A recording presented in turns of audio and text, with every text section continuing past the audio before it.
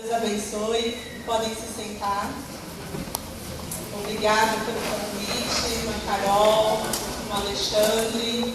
A responsabilidade é grande. Obrigada, irmão Marcelo, por confiar em mim, seu rebanho. Eu sei que você é ciumento com as suas ovelhas, mas eu agradeço. Tocou meu coração desde o dia que o irmão Marcelo falou comigo para vir ministrar para vocês. Eu quero dar um tema para essa nossa conversa, e o tema que eu quero dar é influenciando vidas através do meu relacionamento com Deus. Amém? E eu não quero ser muito formal, eu não sou muito formal, então eu quero que vocês me acompanhem em uma história que eu gostaria de contar. Quem aqui já ouviu falar de Naamã? Quem era Naamã? Amém? Minha irmã ali, adolescentes, quem já ouviu falar de Naamã? Naamã, leproso, 7 mergulhos. Quem lembra dessa história? Me ajuda aí. Opa, 1, 2 mãos. Tia, não me envergonhe, vocês vão para a escola dominical. Naamã, Eliseu, 7 vezes, alguma coisa? Rio Jordão, aí, vai voltando, amém. Hoje a gente vai falar dessa história, tá? E a gente vai conhecer um pouquinho sobre os personagens dessa história. Então, quem trouxe Bíblia? Espada no ar? Quem já brincou de espada no ar? Bíblia na mão. 2 Reis, capítulo 5, Velho Testamento. Antes de Crônicas, depois de Gênesis. Em 2 Reis, capítulo 5, a gente encontra toda a história de Naamã, que provavelmente vocês já ouviram alguém pregar aqui no púlpito alguma vez ou em algum lugar, a história de Naamã. Um homem que tinha lepra, que era doente, e que através do profeta Eliseu, ele foi curado por Deus. Amém? Acontece que essa história tem muito mais personagens do que Naamã e Eliseu. E eu queria dividir com vocês quem são essas outras pessoas que estavam lá. Mas antes, para a gente ter uma base, eu quero que vocês me ajudem com essa história, tá? Para a gente não perder tempo, eu queria muito que alguém de voz alta e forte, bonita e grossa, começasse essa leitura para mim. Quem vai dizer? Varão valoroso. Não. 2 Reis, capítulo 5. Cadê as vozes de trovão? Vai lá, Joel. Bora. E Naamã, chefe do exército do rei da Síria, era um grande homem diante do seu senhor, e de muito respeito, porque por ele o Senhor dera livramento ao Sírio. E era este varão homem valoroso, porém leproso. Parou? Então, quem era Naamã? Comandante do exército. Eu quero que vocês me ajudem. Eu não vou ser eloquente, eu não vou pregar, eu quero conversar com vocês sobre uma história aqui, para que a gente aprenda um pouco do que Deus tem para nós. Quem era Naamã?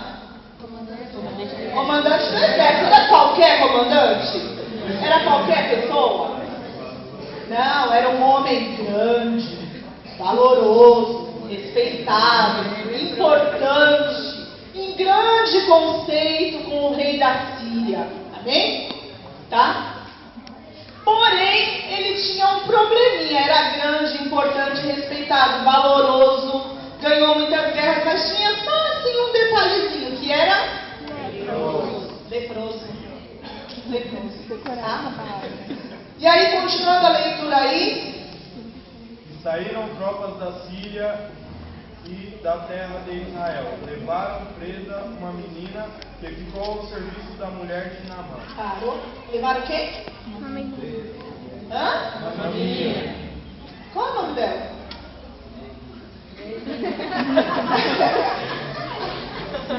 Menina. Nem nome a coitada tinha. Nem nome a coitada tinha. Quer dizer, Naamã, eu sei que ele era comandante, eu sei que ele era do exército da Síria, eu sei que ele era respeitado, eu sei que o rei tinha ele em honra. Mas e a menina? Eu só sei que ela era de Israel. E que era uma menina. E aí quando eu falo uma menina, eu não estou falando de uma criança mais, já passou a infância, estou falando de um adulto, porque se fosse de um adulto, iam dizer, levaram presa uma mulher, mas levaram presa uma menina. E aí quem é que eu chamo de menina? Eu chamo de menina alguém com 30 anos? Eu chamo de menina alguém com 25 anos? Eu chamo de menina alguém com 12 anos, com 14 anos, com 11 anos. Qual é a idade que vocês têm? A faixa etária de vocês? 17 anos, eu ainda chamo de menina.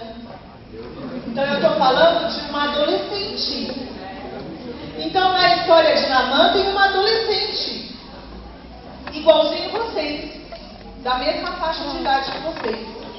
Eu estou falando de alguém nas mesmas condições que você. Porque a Bíblia, ela é perfeita. A gente pensa que a Bíblia é um livro formal, que Deus é um homem grandão, de voz grossa, cara séria, empurrado. Mas a Bíblia é escrita pelo homem, inspirada divinamente por Deus. Ela tem situações para a criança, ela tem situações para a mãe, ela tem situações para o pai, ela tem situações para o governante, ela tem situações para o bom profissional, para o bom estudioso, e ela tem situações para o adolescente também. Na história de Naamã, que inclui um grande e importante comandante que nos dá uma lição enorme de vida, que inclui o profeta Eliseu, um grande homem usado por Deus, inclui também uma adolescente igualzinho a você. E qual foi a importância dessa adolescente na história de Naamã?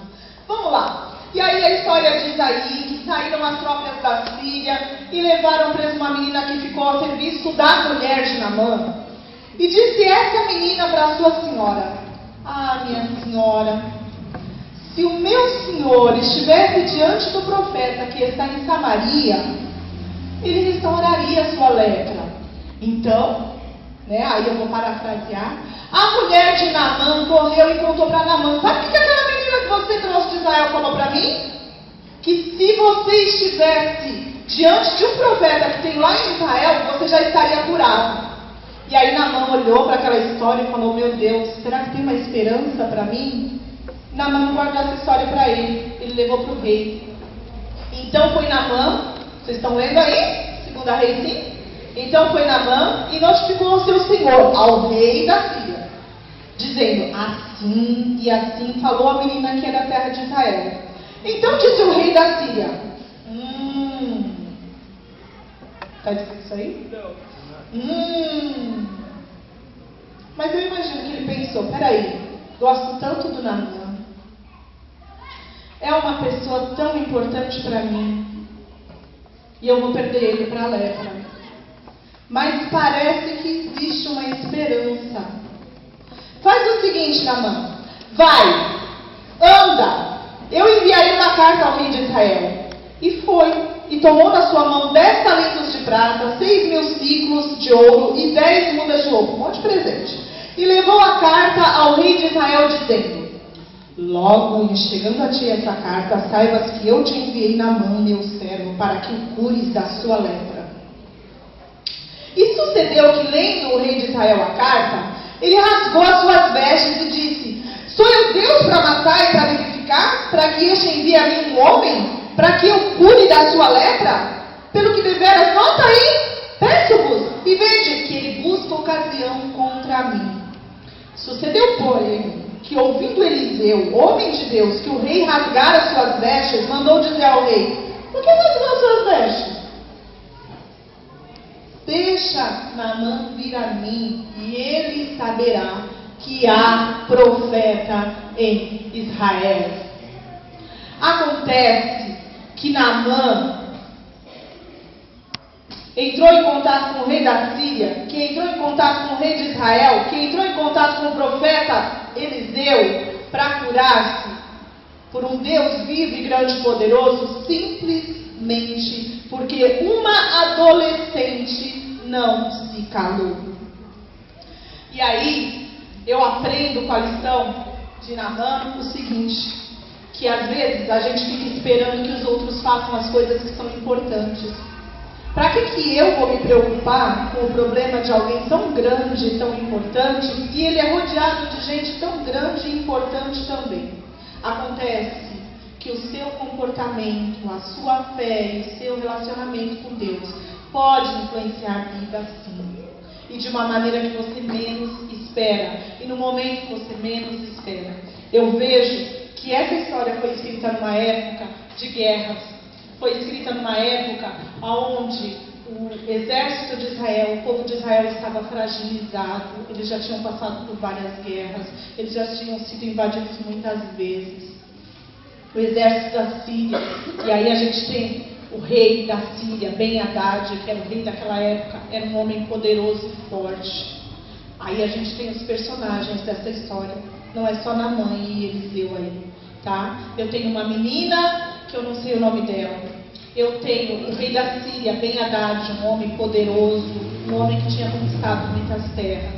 Eu tenho o rei de Israel, que aí vocês leram que ele se rasgou inteiro, era o rei Jorão, filho de Acabe e de Jezabel.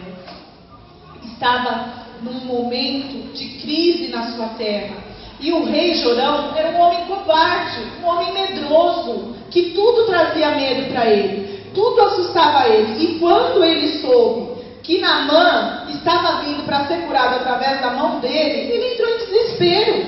Ele não era forte nem valente como a mãe dele, a Jezabel. Ele não era corajoso como Acabe. E ele teve uma grande aflição e um medo muito grande. E além dele, a gente tem também nessa história, se você ler todo esse capítulo, Geazi, que era um rapazinho que servia a Eliseu, o profeta também. Então eu tenho nessa história Naamã, me ajuda aí, o profeta Eliseu, estou ouvindo baixinho. Eu tenho o rei da Síria, que é o rei Ben-Hadad. Eu tenho o rei de Israel, que é o rei Jorão. E eu tenho o servo de Eliseu, que é o Geazi.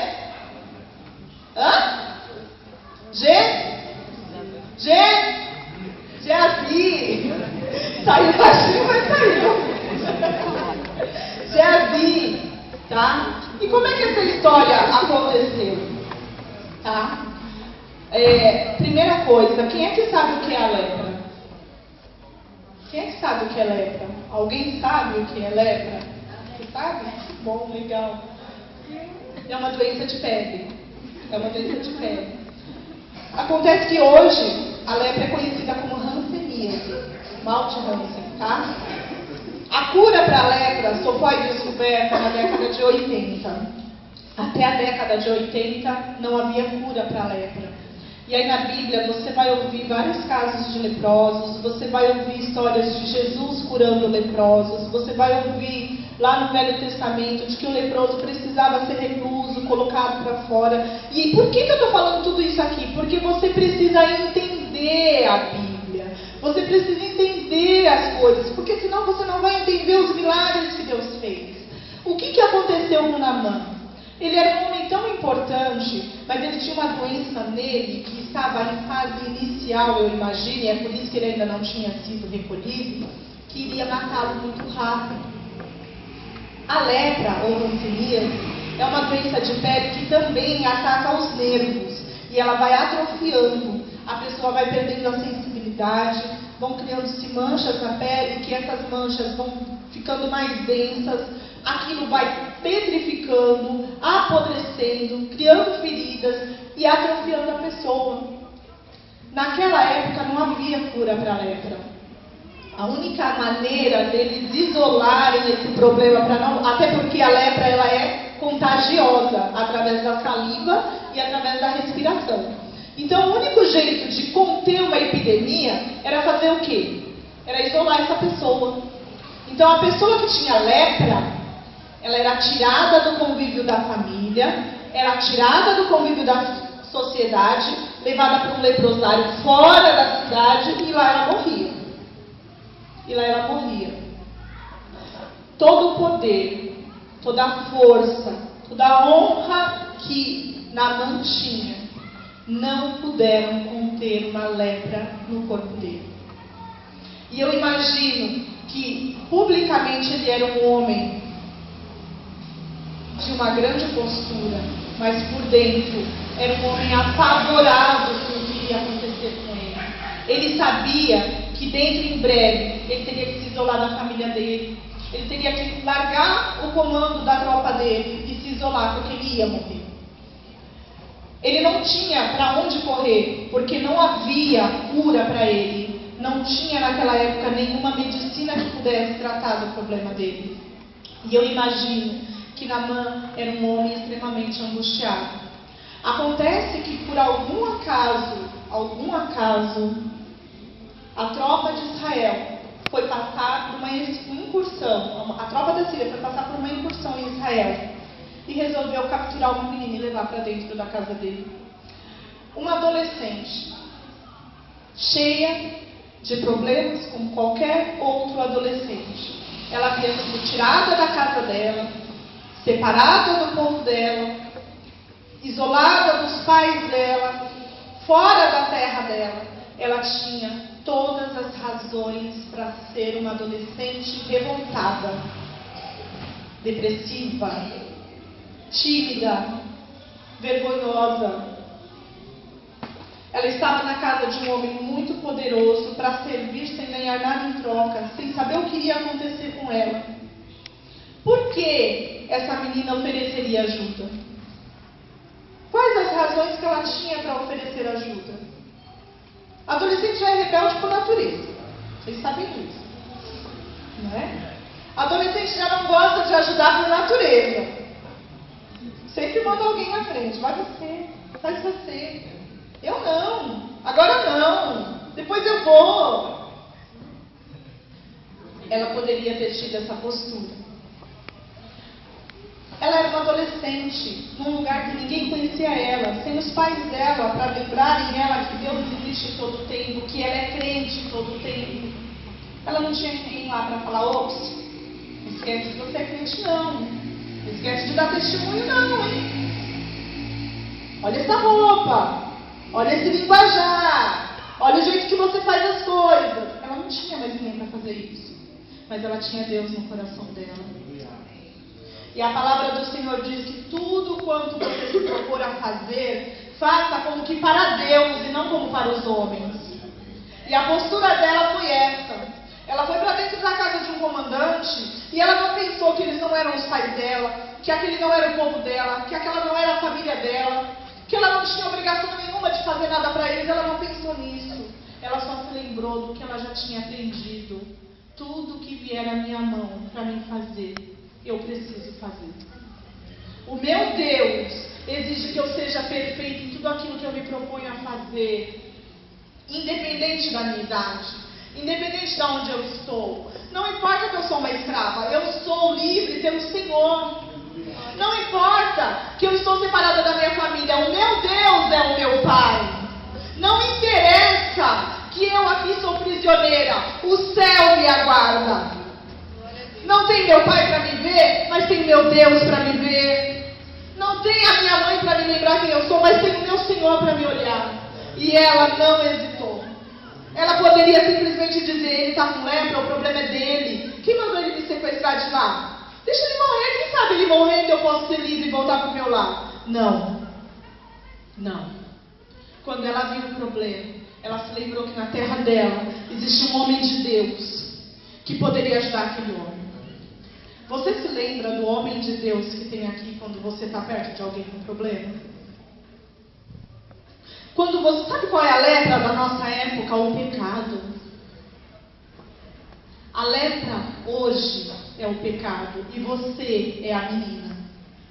E aí, quando você está na escola, no trabalho, na rua, com seus amigos, e você vê pessoas no pecado, morrendo, elas serão isoladas muito em breve do céu. Elas serão mandadas para um lugar onde elas perderão a oportunidade de salvação, porque o pecado a está corroendo, a transformando, a deturpando. E o que é que você faz quando você vê isso? Você se cala? Você fala que o problema não é seu, você espera aparecer um profeta para falar com ele, porque você não é profeta, você não é pastor, você não é irmão do ciclo de oração, você é só um adolescente. Se é o seu professor que está com problema, deve ter outros professores que possam falar com ele. Se é o seu patrão que está com problema, deve ter alguém da idade dele que possa falar com ele. Eu sou só um adolescente, o que eu vou fazer? Ela não pensou nisso. E a vida dela para com Deus influenciou situações políticas. Através dela, o rei Ben-Hadad escreveu uma carta para o rei Jorão. O rei Jorão tinha todas as oportunidades naquele momento de mudar o quadro dele. Ele estava sendo procurado para ajudar, mas ele teve medo. Nenhum rei que precisava estar apto para aquela situação estava de acordo com a vontade de Deus. Mas ela estava. A menina sem nome. E aí, eu me pergunto, e se fosse eu? E se fosse você? Será que nós teríamos as mesmas reações? Será que nós seríamos como essa menina? Quem nós escolheríamos? Daí a história se desenrola e eu acho que em algum momento você já deve ter ouvido essa palavra. O que aconteceu? Naamã procurou a Eliseu. Depois disso, Eliseu manda que Naamã vá para o rio, vai me ajuda aí, Jordão, dê 7 mergulhos lá no rio Jordão. E o que acontece depois dos 7 mergulhos? Ele sarou, ele foi curado. E aí ele falou, agora eu sei que existe um Deus em Israel.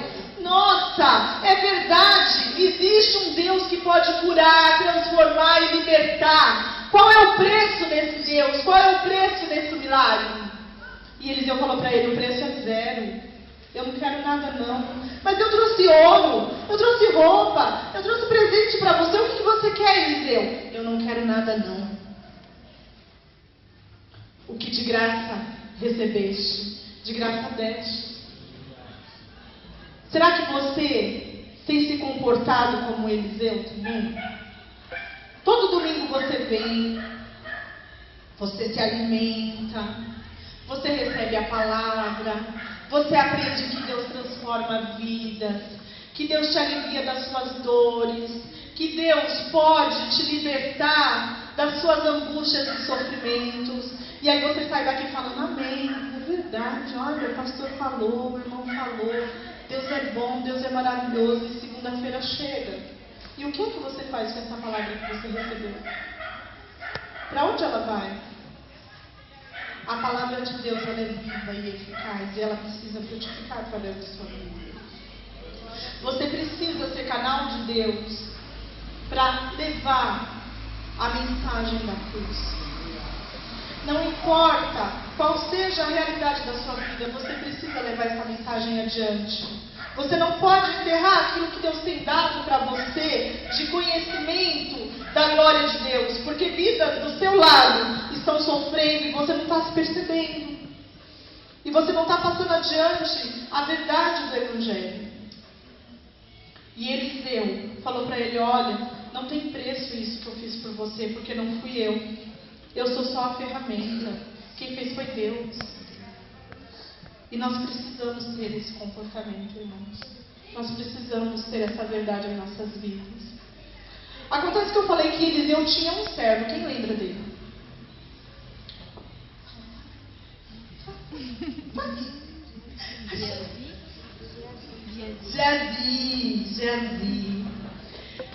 Geazi, quando ele viu que Naamã tinha ficado tão grato e satisfeito por ter sido curado e ofereceu presentes para Eliseu, ele ficou observando o comportamento de Eliseu e ele falou, como assim? Como é que Eliseu não vai ficar com nada? Tanta coisa que esse homem trouxe, ele não quer nada. Quando Eliseu despediu Naamã com a sua caravana de coisas para ir embora, Geazi correu atrás de Naamã. E o que Geazi fez? Ele inventou uma história lá, muito da fajuta, contou para Naamã e falou, olha, chegou lá alguém agora, e o Senhor mandou eu vir correndo atrás de você, porque ele está precisando de pelo menos algumas coisinhas aí, me dá alguma coisa. E Naamã deu alguma coisa de presente para ele lá, e deu além daquilo que ele tinha pedido e falou, não, amém, vai, leva, eu estou tão agradecido, ele não quis ficar com nada, leva lá, leva. Acontece que ele não tinha pedido nada, mas Geazi quis tirar proveito daquela situação. Muitas vezes a gente quer tirar proveito da nossa vida cristã. Eu sou crente, se eu falar que eu sou crente, eu acho que ele vai confiar mais em mim, aí ele vai me dar o que eu estou querendo. Eu sou crente, se eu chegar e botar uma banca lá de que eu sou crente, colocar uma Bíblia na mão, quem sabe? Uma porta aí abre, uma situação abre. Só se eu falar se eu sou cristão, ou que eu conheço o pastor fulano de tal, ou que eu ando com a irmã fulana de tal, ou que eu sei cantar, escultura, canto na igreja. Vai abrindo umas portas aí, vai abrindo umas portas. O evangelho não é um evangelho de facilidades. E muitas pessoas usam o evangelho como abridor de portas. Como Geazi fez, um oportunista. Ele tentou achar uma brecha para tirar proveito da situação de trabalhar para o profeta. Ele sabia que Naamã não duvidaria da palavra dele, porque Naamã já tinha visto ele lá na casa do profeta. Ele sabia que Naamã daria o que ele tinha pedido, porque Naamã já tinha oferecido para o profeta. E vocês sabem o que aconteceu com Geazi? A doença de Naamã, a lepra, que era uma doença tão temida naquela época, foi o castigo de Geazi. Quando Geazi voltou e ainda tentou mentir para Eliseu, Eliseu falou, olha, a doença de Naamã esteja em você agora. Muitas vezes, nós temos a oportunidade de crescermos em Deus e com Deus, como aconteceu com José, como aconteceu com Davi, como aconteceu com Moisés. Passo a passo, crescendo em Deus e com Deus. Nós estamos dentro da casa de Deus. Geazi estava dentro da casa do profeta, caminhando com o profeta, comendo com o profeta, ouvindo o profeta o tempo inteiro. Muitos de vocês aqui são filhos de crente. Todos, quase todos vocês frequentam a igreja regularmente. Estão todos os dias ouvindo a palavra, andando com pessoas cristãs, vivendo no meio dos cristãos, mas estão perdendo grandes oportunidades de crescer em Deus e com Deus, porque não estão tendo visão espiritual. Peçam para que Deus lhes dê visão espiritual, porque Geazi se perdeu dentro da casa do profeta. A ambição e o oportunismo dele adoeceram a carne dele, e muitas vezes nós adoecemos em pecado dentro da igreja, porque nós não estamos caminhando com Deus. Nós estamos dentro da casa de Deus, mas não estamos caminhando com Deus. Daí eu quero te chamar a atenção nessa noite. Eu já estou encerrando, o horário já foi. Mas eu quero te pedir, para nesse momento. Cadê a mocinha que cantou? A Núbia? É isso? Vamos embora? Carol? Me ajuda? Carol Pet? Me ajuda? Som da mim mesmo que ela cantou, que os meninos tocaram. Eu quero te convidar nessa noite a ficar em pé. E eu queria que você fizesse uma reflexão de com quem você se parece. Será que você se parece com o Jorão, o rei chorão, que tem medo de tudo e se assusta com tudo? E acha que tudo é um problema e se desespera? Você se parece com Jorão? Você se parece com Naamã? Você é aquele homem que por fora é respeitado, é poderoso, mas por dentro está doente e está precisando ser sarado? Você se parece com Eliseu, o profeta, o homem que anda com Deus e que busca a Deus? Você se parece com Geazi, o oportunista dentro da casa de Deus, achando caminhos para se dar bem? Ou você se parece com a menina que, independente de ser uma escrava, de não ter nenhum nome, de ninguém saber nem de onde ela vem e para onde ela vai, ainda assim ela se deixou ser usada por Deus? Você é ferramenta de Deus. Você é instrumento de Deus. Aonde você estiver, como você estiver, com a idade que você tem, com a família que você tem, Não espere o futuro para Deus te usar. Não espere você ser grande, não espere você crescer, você ter uma profissão. Deus pode te usar agora. Deus quer te usar agora. Pareça-se com a menina. Procure ser instrumento do Senhor. Eu tenho certeza que aqui no nosso meio, Deus está separando pessoas para o ministério. Eu tenho certeza que Deus quer usar você do jeito que você é, com os seus defeitos, com as suas fragilidades, com os seus problemas de adolescente. Deus quer te usar. Você pode cantar isso? Pede para Deus te conhecer. Fala, Senhor, olha aqui dentro, olha como é que eu sou. Olha esse coração aqui, Deus, que não consegue ter compromisso contigo. Olha para ele. Mas a sua palavra pode me transformar e usar a minha vida e fazer de mim um vaso ungido nas tuas mãos. E o Senhor vai te encher. O Senhor vai te transformar. O Senhor vai fazer brilhar em você o brilho do Espírito Santo. E as pessoas vão olhar para o teu comportamento e vão dizer: fruto do Espírito de Deus. Você pode ver.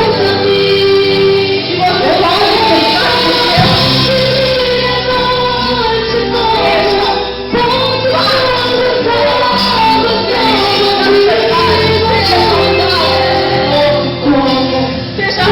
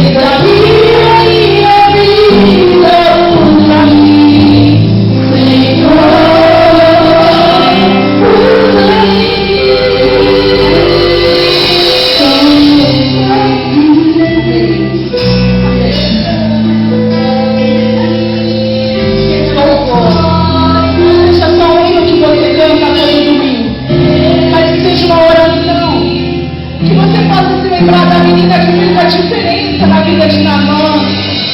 E que você possa pedir, Senhor, que a minha vida possa influenciar a vida de outras pessoas. Eu sou só uma adolescente, Deus, mas eu quero ser semente do teu evangelho onde eu passar. E se aquilo que eu estou fazendo, Deus, não está te agradando, vem me mudar, para que eu possa me parecer mais contigo, Senhor. Para que o teu evangelho não seja só o evangelho dos meus pais, para que o teu evangelho não seja só o evangelho do meu pastor, mas seja o meu evangelho, a minha verdade, a verdade que me pega, que transforma a minha vida. Deus quer te usar, Deus quer fazer de você grande na vida das pessoas que te rodeiam hoje, não é amanhã. Eu sei que amanhã vocês serão homens e mulheres de valor, mas Ele quer te usar hoje. Ele quer te usar hoje. Você pode, nesse momento, orar, mas fazer a sua oração. Eu quero te convidar para, a partir deste momento, fazer a sua oração e não a minha. A sua oração. E dizer para o Senhor o que é que tem te impedido de ser alguém que influencia vidas com o seu relacionamento com Deus. Porque o teu relacionamento com Deus pode mudar a sua vida, mas pode mudar a vida das pessoas que estão ao seu redor. Palavras muitas vezes são vazias, mas o nosso comportamento pode testemunhar do amor de Deus. E eu quero te convidar para fazer essa oração. Se é o celular, se é a internet, se é a TV, se é a amizade, se é a escola, se é a roupa, o que é que tem te impedido de caminhar mais profundamente com Deus, para fazer desse Deus o seu Deus, e não o Deus dos seus pais, e não o Deus da sua igreja, mas o seu Deus. Não me interessa se você tem 11 anos, 12 anos, 15 anos, 18 anos, Deus quer te usar hoje. Se amanhã você vai ser um pastor, uma missionária, uma regente de grupos, uma esposa de pastor, glória a Deus pelo seu amanhã. Mas Deus quer te usar hoje. Faça essa oração você, a sua oração. Senhor, me muda, me transforma. Tira aquilo que está impedindo o Senhor de agir em mim, para que eu possa influenciar vidas. Me ajuda a orar. Me ajuda a orar. Eu vou passar o microfone para o pastor Marcelo. Eu quero que você me ajude a orar. Amém? Deus abençoe a vida de vocês, em nome de Jesus. Pastor Osmar. Deus Todo-Poderoso, Senhor, louvado e agradecido seja o Teu nome, Senhor. Obrigado a Deus pela Tua palavra tão maravilhosa. Obrigado, Senhor, por enxergar em nós a nossa pequenez, Senhor. Obrigado por enxergar em nós esse valor tão grande, Senhor, que é de proclamar o Teu Evangelho. Obrigado pelas oportunidades que o Senhor tem nos dado e pelas oportunidades que virão, Senhor. Obrigado por ser o nosso Deus. Obrigado, Senhor Deus, pela Tua presença. Obrigado pelo Teu direcionamento. Obrigado por, Senhor Deus, falar conosco de uma forma tão profunda, Senhor. Deus abençoa cada um de nós, que nós possamos, ó Pai, falar do Teu amor quando o Senhor colocar oportunidades diante de nós. Senhor, que o Teu Espírito venha nos dar palavras, ó Deus, de modo que as vidas sejam impactadas, de modo que eles sejam direcionados e que possam se aproximar mais e mais de Ti, Senhor. Deus abençoa cada jovem, cada adolescente, ó Deus. Obrigado, Senhor Deus, por a palavra ter vindo ao encontro deles, Senhor. Pai, que Deus, em nome de Jesus, que eles continuem sendo instrumentos em Tuas mãos. E que eles se enxerguem assim, Senhor, como o Senhor os enxerga, como instrumentos em Tuas mãos. Pai, em nome de Jesus, abençoa todos os Teus filhos que vieram. Obrigado, Senhor, pela Tua presença. Que a Tua palavra continue, Senhor Deus, inflamando o nosso coração. Em nome de Jesus. Em nome de Jesus. Amém.